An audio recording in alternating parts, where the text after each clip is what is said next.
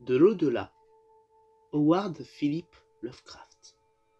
L'horrible changement qui se produisit en mon meilleur ami, Tillinghast, dépasse l'imagination. Nous étions restés 2 mois et demi sans nous voir, depuis le jour où il m'avait expliqué vers quel but tendaient ses recherches physiques et métaphysiques. Quand il avait répliqué à mes remontrances craintives en me jetant hors de son laboratoire dans un accès de rage, j'avais compris qu'il resterait à présent cloîtré dans son laboratoire en compagnie de cette maudite machine électrique, mangeant peu à peu, éloignant de lui ses domestiques. Toutefois, je n'avais pas pensé qu'une brève période de 10 semaines pourrait modifier, défigurer à ce point une créature humaine.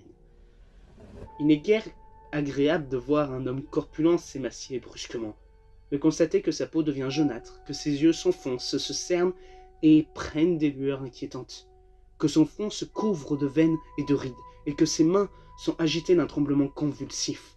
Et si l'on ajoute à cela une saleté repoussante, un manque de soins évident chez un homme en d'autres temps méticuleux et impeccable, la découverte est bouleversante.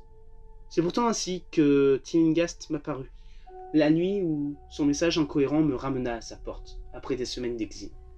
C'était donc lui, le spectre, qui tremblait en me faisant entrer, et une bougie à la main, et qui jetait des regards furtifs par-dessus son épaule, comme s'il craignait la présence de choses invisibles dans cette vieille maison solitaire à l'écart de Benevolent Street. Il eût été faux de dire que Tillinghast avait étudié la science et la philosophie. On devrait abandonner ces recherches périlleuses aux esprits froids et impersonnels. Tillinghast avait été naguère la proie de l'échec, de la solitude et de la mélancolie. Et maintenant, je savais qu'il avait réussi. Je l'avais prévu 10 semaines auparavant, quand il avait décrit avec enthousiasme ce qu'il était sur le point de découvrir. Il était alors très excité.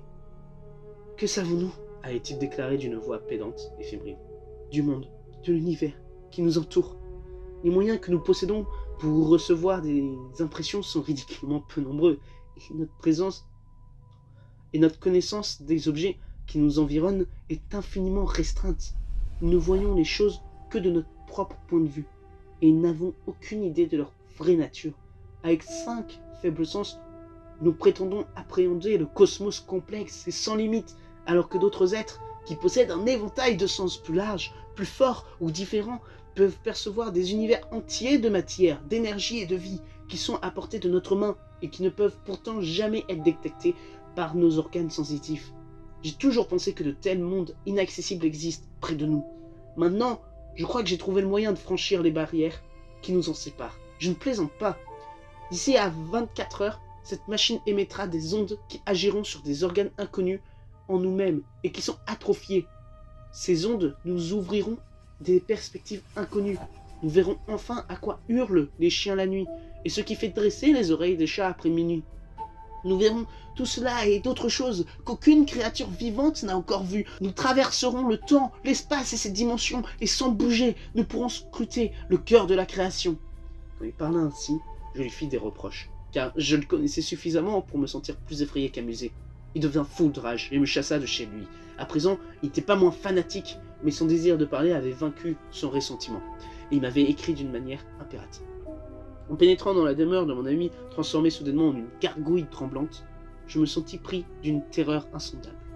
Mes paroles exprimées 10 semaines auparavant semblaient s'être matérialisées dans l'obscurité qui régnait dans la maison. Je frémis en entendant la voix creuse et altérée de mon hôte. J'aurais souhaité voir les domestiques, mais il prétendit s'être séparé d'eux depuis 3 jours.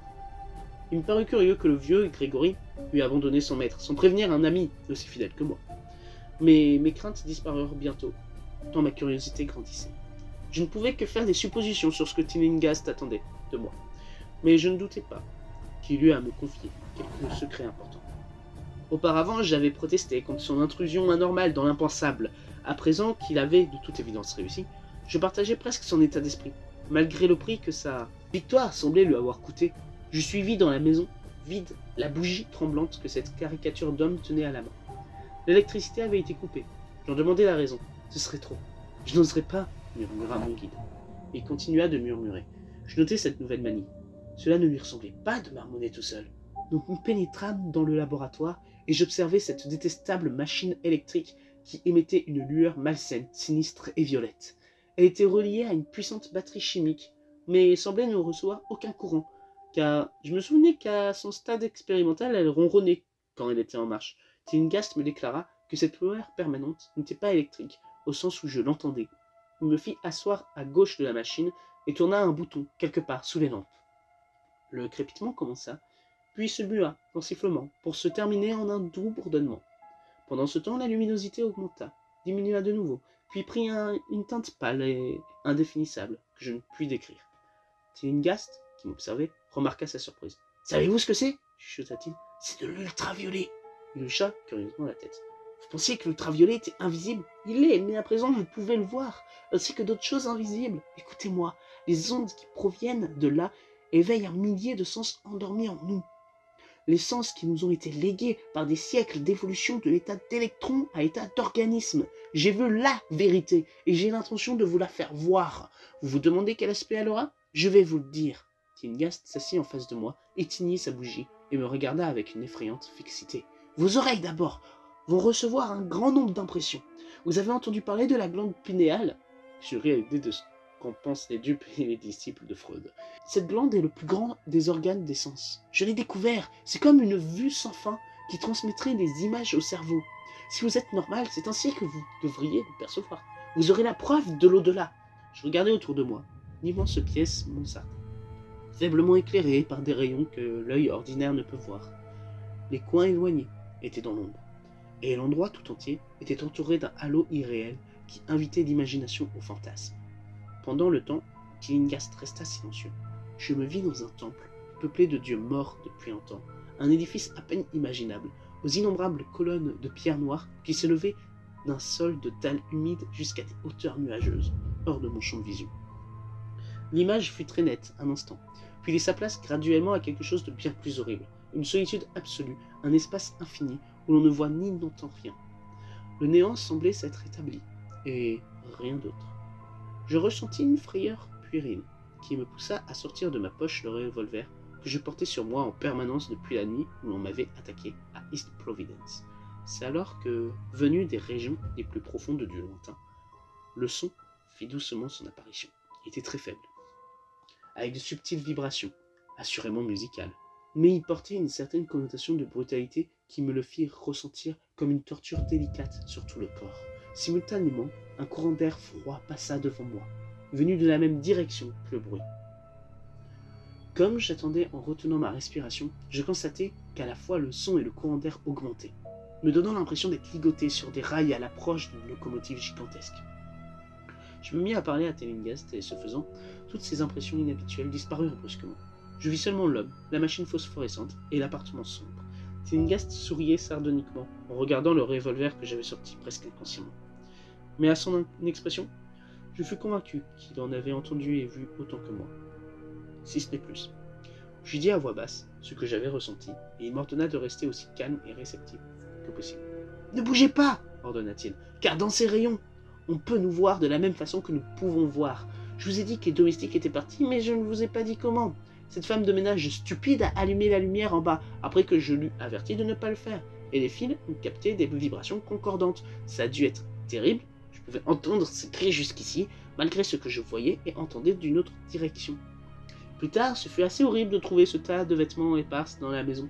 Les vêtements de Madame Updike étaient à côté du commutateur d'entrée. C'est ainsi que je sus ce qui s'était passé. Ils ont tous été atteints. N'ayez crainte, aussi longtemps que nous ne bougerons pas, nous serons en sécurité. Rappelez-vous que nous avons affaire à un monde terrifiant dans lequel nous sommes pratiquement sans défense. Ne bougez surtout pas. Le double choc de la révélation et de l'ordre qu'il venait de me donner me paralysèrent. Et, dans ma terreur, mon esprit s'ouvrit de nouveau aux impressions venues de ce que Tillinghast appelait l'au-delà. J'étais maintenant dans un tourbillon de sons et de mouvements avec des images confuses devant les yeux. Je voyais les contours flous de la pièce, mais d'un point de l'espace semblait se déverser une colonne bouillonnante de formes ou de nuages non identifiables, pénétrant par le toit sur ma droite.